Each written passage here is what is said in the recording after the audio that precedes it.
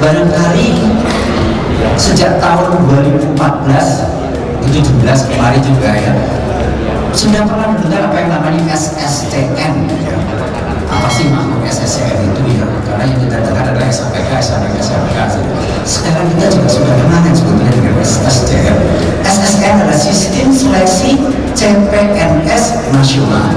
Itu sudah lama dipakai sejak tahun 2013 ya. Ada 59 instansi dan semua menggunakan SSN. Kemudian pada tahun 2014 2017 kemarin gitu ya, 2017 itu kemarin ada 63 instansi Pak, jadi 59 hampir 51 instansi sudah menggunakan SSN. Tapi belum ada kata-kata terintegrasi. Apa maksudnya terintegrasi gitu ya? Ini yang pertanyaannya tadi gitu ya. Nah, jadi nanti kita lanjutkan saja. Lanjut ya. Jadi semua stakeholders sangat berkepentingan. Ya. Salah satunya adalah pertama ingin melakukan seleksi CPNS yang transparan, akuntabel, security-nya baik, pokoknya semua yang kata-kata baik gitu ya, sehingga pelaksanaan CPNS 2018 benar-benar mendapatkan calon-calon ASN atau calon-calon PNS yang betul-betul selektif ya. Kita lihat di pelaksananya. Jadi Pak Kepala BKN ini sebagai wakil juga sebagai Kepala BKN sebagai tim pelaksana. Kami hanya bercerita terkait dengan pelaksanaan seleksinya, karena yang lain-lain tentu sudah ada penanggung jawabnya. Tim pengawas, waduh, masya Allah itu pengawas. Kita melibatkan kepala BPKP, bidang perubahan, deputi macam-macam sampai dengan ombudsman. Saya yakin Bapak Ibu kemarin juga ada yang pengalaman dengan ombudsman ya. Karena ada saja pertanyaan-pertanyaan yang katanya gitu ya mencurigai kecurangan yang mungkin terjadi menurut data pelapor. Jadi kita sangat transparan. Kemudian tim audit teknologi dari sesama BPPT, staf khusus Kemenpan dan sebagainya ya, sampai BSSN Pak ya. Jadi ini berkata saja Pak, saya nggak lama-lama di sini. Kesiapan, saya mohon maaf Pak Menteri saja tadi belum bisa menyampaikan siapa yang dapat, berapa jumlahnya, formasinya apa saja, jabatan apa saja. Tapi katanya banyak jumlahnya, katanya, saya juga nggak tahu ya. Tetapi barangkali kalau tiba-tiba Bapak Ibu mendapatkan formasi, apa yang harus dilakukan oleh teman-teman di daerah? Ini harus diantisipasi. Jangan sampai begitu ada pengumuman kata Pak Menteri itu, terus tiba-tiba suruh melakukan seleksi CPNS. Kita tidak siap. Oleh sebab itu apa yang harus disiapkan? Pertama adalah membentuk tim panitia. Ini langsung saja sederhananya gitu ya. Membentuk tim panitia seleksi pelaksana di daerah. Ya. Kenapa? Karena kami tidak secara langsung ya, atau katakanlah tidak mungkin kita bisa melakukan pelaksanaan di daerah kalau instansi sendiri tidak melaksanakan itu ya. Kita hanya membantu ya, membentuk tim panitia pelaksana itu apa saja nanti kita lihat slide berikutnya. Kemudian menyediakan call center atau helpdesk. Bapak Ibu sekalian, pengalaman kemarin banyak sekali pertanyaan-pertanyaan yang dibebankan ke BKN yang kebetulan pertanyaan itu seharusnya menjadi tugas Bapak Ibu sekalian. Jadi harus disiapkan helpdesk yang sebetulnya pertanyaan-pertanyaan sih sederhana saja ya, tetapi karena banyak dan berulang di BKN sehingga kami meminta juga Bapak Ibu membangun helpdesk dan call center di lapangan di instansinya masing-masing gitu ya. Untuk apa? Untuk menjawab segala permasalahan yang ditemui oleh para pelapor. Kemudian menentukan atau menyiapkan formasi yang keluar, kemudian juga persyaratannya apa saja. Semua ini ada di dalam peraturan yang barangkali yang terbaru belum ada, tetapi tidak jauh merujuk pada yang tahun 2017. Ya, tidak jauh, gitu. Baca saja apa yang di sana Bu. Saya tidak akan menjelaskan secara rinci. Terus ini baru persiapannya, pelaksananya apa yang harus disiapkan? Ya tadi, ya, setelah kita tahu formasinya, kita umumkan, kita harus merekam semua formasinya, jumlahnya berapa yang ada, kemudian tingkat pendidikannya, program studinya apa, semua yang sampai penempatannya berada di dalam formasi itu, kemudian siapa-siapa petugasnya dan sebagainya. Saya nantinya sebetulnya dalam persiapan ini ya akan mengundang minimal 1 orang, maksimal berapa? Maksimal juga 1 orang per instansi, karena kami tidak mungkin mampu menampung kalau misalnya saja 500 instansi yang dapat formasi, 500 orang datang, 500 instansi datang, satu instansi 2 orang, 1000 orang, nggak mungkin. Jadi kami minta 1 orang misalnya. nanti kita latih, ini akan kami juga bantu pelatihan-pelatihan di kantor regional sebagai perpanjangan tangan kami untuk apa? Untuk melakukan kesiapan ini. Bagaimana mengoperasikan sistemnya, bagaimana merekamkan, menyiapkan, menentukan petugasnya, bagaimana melakukan verifikasi dan sebagainya. Jadi nanti akan kita latih dalam waktu dekat. Begitu kita mendapatkan informasi dan Bapak Ibu menyatakan sudah siap dengan informasi yang diberikan, kita akan undang Bapak Ibu sekalian, tetapi mungkin tidak di pusat, kecuali instansi pusat. Instansi pusat kita undang di BKN untuk kita latih, tapi kalau instansi daerah saya rencanakan akan dilatih di kantor regional secara paralel di 14 kantor regional. Tergantung kalau masing-masing provinsi atau kantor regional ada wilayah kerja yang mendapatkan informasi. Kalau nggak ada informasi ya nggak kita latih. Tapi saya yakin ya, karena satu kantor terdiri dari beberapa provinsi, kadang-kadang pasti ada yang mendapatkan informasinya. Ya. Jadi masalahnya ini Pak, pengumuman kapan penyiapan petugas, mobilisasi posta dan sebagainya. Kemudian pasca berikutnya adalah melakukan pengumuman dan penyiapan pemberkasan. Kenapa kita bilang terintegrasi? Karena kami tidak ingin kejadian-kejadian yang kemarin-kemarin di mana kita membangun satu sistem pendaftaran. Pertama ada 2 portal. Ingat tahun 2013 kalau nggak salah, daftar di Panselmas dulu. Panselmas daftar untuk meyakinkan bahwa NIK ini atau sistem daftar ini unik, baru pergi ke portalnya masing-masing dan sebagian besar pergi ke SSN. Kendalanya banyak di sana. Pada saat transfer data dari satu portal ke portal lain sudah di-encrypt, di sini dirubah encryptnya, di sini tidak dirubah dan sebagainya, banyak kendala. Sehingga kita perbaiki. Tahun kemarin kita sudah lakukan, kita menggunakan single portal. Tetapi walaupun kita sudah menggunakan single portal, portalnya hanya satu SSN dengan ini. Tetapi apa? Masih ada instansi yang menggunakan portal sendiri. Apa kendalanya? Nggak ada masalah Pak Bu, yang ada Masya Allah. Sampai besok mau tes, sebelum tes 1 jam sebelum tes baru diberikan datanya. Iya kalau datanya clean, ternyata datanya tidak sesuai dengan apa yang sudah disampaikan. Pak, itu kan versi yang kemarin. Yang ini sekarang data yang terbaru. Ini yang menjadi kendala. Di mana kendala lagi? Kendala berikutnya adalah pada saat proses penetapan. Nah, kita ingin secara perlahan kita ingin mengurangi masalah-masalah tadi. Jika mungkin kita akan hapus, kita hilangkan permasalahan yang dikarenakan banyak data. Jadi perbedaan SSN dengan SSN terintegrasi adalah penerapan one data, satu data, single data. Pak, kami kan punya persyaratan lain. SSN adalah salah satu atau satu aplikasi berbagai pakai tentunya yang bisa dilakukan justifikasi atau penambahan persyaratan sesuai dengan kebutuhan instansi. Jadi SSN itu umum sifatnya. Pak, saya perlu 5 syarat, silakan masukkan persyaratan di dalam SSN. Pak, saya ada 11 syarat, silakan tambahkan di sana. Tetapi prinsipnya bahwa kita selalu ingin memudahkan pelamar di dalam proses pendaftaran CPNS.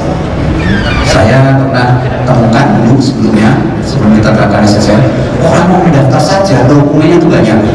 Ya. Ada malah sampai SKCK gitu ya, nggak usah dulu deh. Tadi sudah disinggung di dalam paparan gitu ya, bahwa kita sudah menggunakan, masa kita cerita banyak industrial 4.0, oh kirim dokumen aja masih bisa abrek-abrek gitu. Karena ada namanya mengirim dokumen ya, kata-kata kirim kan tidak harus fisik, bisa saja pakai scan gitu ya, dan sebagainya. Nggak usah cerita terlalu teknis di sana. Lanjut saja Pak. Seleksi. Pak, ada lagi yang namanya angket. SSN itu apa sih? Tadi sudah sedikit kita jelaskan. Terus angket itu apa sih? Ada lagi. SSN adalah sistem untuk proses seleksi administrasi. Ya. Jadi pada saat dia daftar, dia upload berkas, begitu sudah selesai mendapatkan nomor peserta, dia datang ke instansinya, diverifikasi. Betul nggak yang kamu kirim pakai fax, pakai PDF atau pakai soft copy gitu ya? Kita lihat di sana, tetapi persyaratan seminimal mungkin. Benar nggak dia SMA atau SLTA atau S1 misalnya ini, secara elektronik boleh dikirim. Nanti pada saat verifikasi boleh dilihat benar nggak sih gitu dan sebagainya. Oke. Nah, ini SSN adalah tahap pertama. Boleh saya katakan ini adalah seleksi administrasi. Sementara untuk RPKN itu sudah masuk ke dalam substansi. Artinya komputer asisten yang menggunakan bukan substansi maupun dasar aja dulu gitu ya. Kita mau lihat, kita mau yakinkan bahwa yang tes, yang seleksi udah ngerti nggak sih timnya, TBK-nya, TKP dan sebagainya, itu sudah teman-teman sudah tahu ya. Ini saja. Nah, apa sih yang menjaminkan CAT? Saya mungkin Bapak Ibu sekalian mohon maaf kalau saya sebutkan lagi, CAT itu ternyata bukan komputer assisted test. Kita pahami sebagai cepat, akurat, dan transparan gitu ya. Jadi ada makna lain ya. Cepat, kenapa? Mungkin sudah paham, begitu selesai dia sudah bisa melintasi berapa. Bahkan yang di luar sana yang menonton, biasa saudara-saudaranya, ibu-ibunya atau bapaknya sudah bisa tahu bahwa anaknya itu memenuhi syarat atau tidak. Dia tahu berapa pastinya dan sebagainya. Apalagi yang dikatakan bang soal terenkripsi pasti buku bagus berat. Banyak orang bercerita pak kayaknya bocor itu. Pak kalau kayaknya dari atap mungkin bocor, ember bocor gitu kan bocor. Kan tidak ada yang bocor, banyak orang mengatakan itu. Kenapa? Sebetulnya soal-soal itu banyak dari luar, sebagainya. Saya lihat kalau di Gramedia Pak Kepala mungkin tahu ya, kan itu ternyata menciptakan lapangan kerja banyak Pak. Dari mulai mencetakan, tukar kursus dan sebagainya. Masya Allah, kursus sampai 3 juta, 5 juta Pak. Untuk supaya lolos seleksi CAT, karena saya punya soal itu ada nih. Yang namanya tes intelijensia umum itu banyak di luar. Yang penting orang itu belajar. Ya, kan soalnya juga masalah kita punya beberapa ribu bank data. Jadi ini sudah kita pahami bersama. Saya lebih ke teknisnya saja lanjut. Persiapan pendaftaran di instansi tadi secara umum ini adalah tim pelaksananya, panitia seleksi CPNS di instansinya. Apa sih yang harus dilihat? Kita pengen rekaman lokasi pendaftaran, di mana dia instansinya dan sebagainya. Semua informasi-informasi itu kita kumpulkan, kita rekam, dan setiap peserta baik mulai pendaftaran sampai nanti calon peserta tes menerapkan apa yang dinamakan single identity kayak NIP lah gitu ya. Tapi ini nomor induk peserta. Kenapa? Karena dengan nomor induk peserta yang sudah kita buat standarnya itu kita bisa tahu, bisa kita track, bisa kita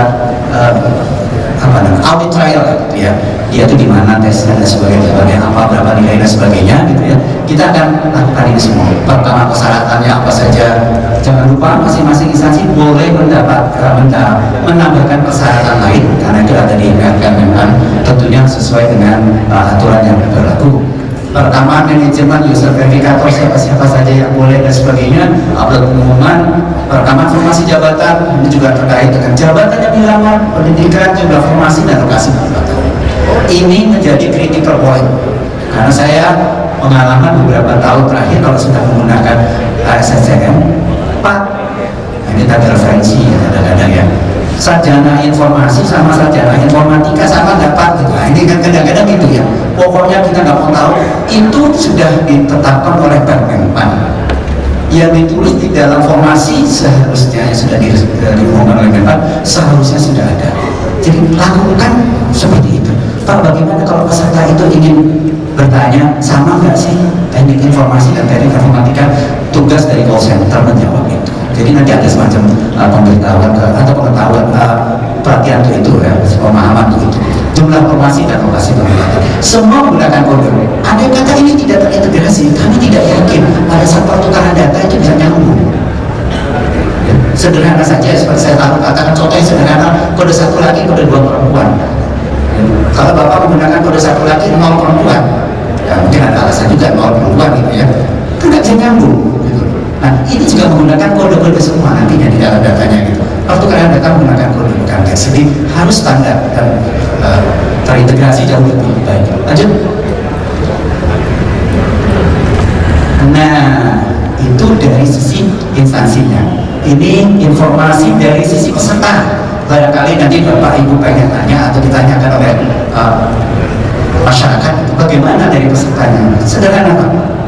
Ini yang paling utama, yang di atas ini yang kotak nomor 1.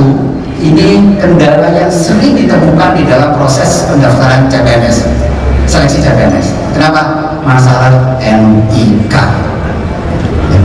Pertanyaan-pertanyaan ini sudah kita kumpulkan, jawaban sudah ada di dalam sistem FAQ namanya dan sebagainya. Nanti lebih jelas kalau pada saat pelatihan, tapi saran itu ada. Jadi contoh yang katakanlah ini dari pesertanya, saya akan bawa voters, ya, dia mendaftar memasukkan NIK, dia akan dicek di datanya. Oke, ya masih cek ada gak NIK dia, terdaftar tidak. Yang paling umum biasanya tidak ketemu NIK, ternyata belum update dan sebagainya, karena NIK belum 100% valid, masih ada yang belum selesai. Nah biasanya itu yang belum selesai itulah yang berhasil. Kalau memang ya, dia bisa langsung melakukan bukti daftar. Coba bagaimana sih bukti daftar akun? Ya barangkali bisa dilihat filenya kayak gimana bukti daftar akun. Begitu dia mengatakan oke dari NIK, dia isi, dia ingin mendapatkan bukti. Baik, saya sudah mendaftar di SSN sebagai calon untuk tahap melamar ke instansi. Kalau sudah daftar dapat di sini, dia akan langsung ke instansinya. Saya hanya dikasih 15 menit, jadi harus selesai 15 menit. Jadi, udah, nggak usah ditampilkan. Penting dia sudah ada bukti bahwa saya sudah melakukan pendaftaran. Begitu dia mendaftar, dia akan mendaftar di instansi yang bersangkutan. Karena SSN ini one for all for one. Satu sistem untuk semua instansi, dan semua instansi menggunakan SSN. Ini barangkali harus dipahami. Di sini dikatakan PDF, kenapa? Berkas-berkas tidak perlu, hanya sebatas apa? Mungkin kita hanya minta 3 jenis berkas yang harus disampaikan. Foto sudah termasuk pada saat di sini. Hanya satu yang saya tambahkan berbeda dengan tahun lalu, fotonya adalah selfie, Pak. Selfie-nya bukan berarti ibu lagi makan sate, ini selfie enggak. Saya minta foto dia dengan KTP, ya, dan kode pendaftaran ini. Saya tidak ingin capek ngadepin orang yang selalu bertanya, Pak KTP saya dipakai orang, Pak ijazah saya dipakai orang, gitu ya. Sehingga kami harus berhadapan dengan Barreskrim, Polda, ya. Dan tidak hanya satu dua ya, banyak juga ya kayak gitu. Apalagi kita menghadapi 500 instansi. Saya nggak mau tahu, pokoknya kamu foto diri kamu dengan kartu peserta plus KTP dia. Bahwa itu benar kamu tuh gitu. Berlebihan ya Pak ya, nanti kita pikirkan, tapi saya tidak ingin capek ngarasi gitu, karena kalau sudah dipanggil Barreskrim, aduh rasanya gitu gimana gitu, padahal cuma dipanggil aja, oh saya dipanggil Pak Kepala aja, gak nengok Pak. Kenapa? Karena saya bukan Pak Kepala Pak, saya diputi Pak. Mohon maaf Pak Kepala, kelihatannya teman-teman sudah capek. Baik, selesai ya, verifikasi oleh instansi. Kalau semua berkas-berkas yang dikatakan secara elektronik, terus dia daftar ke sana, Pak ini lepas benar loh Pak saya, tidak banyak, 3 jenis dokumen saja, mungkin ijazah, surat lamaran, mungkin KTP, ya itu saja. Pak kalau kami memerlukan banyak, silakan pada saat nanti saja, ya. Jadi begitu masuk ke sana diverifikasi, iya betul lolos, maka instansi dapat mencetakkan